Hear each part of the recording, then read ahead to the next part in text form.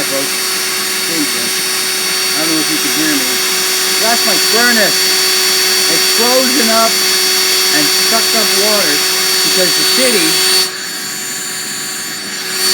windows busted because the city lost the pipe. It caused the water to bust. It caused it to freeze.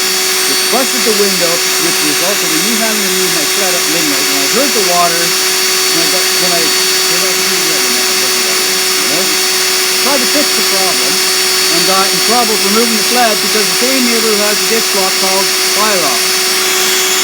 The neighbor that has a tree overhanging my yard that we're not allowed to play in refuses to cut it down. He called for a noise complaint.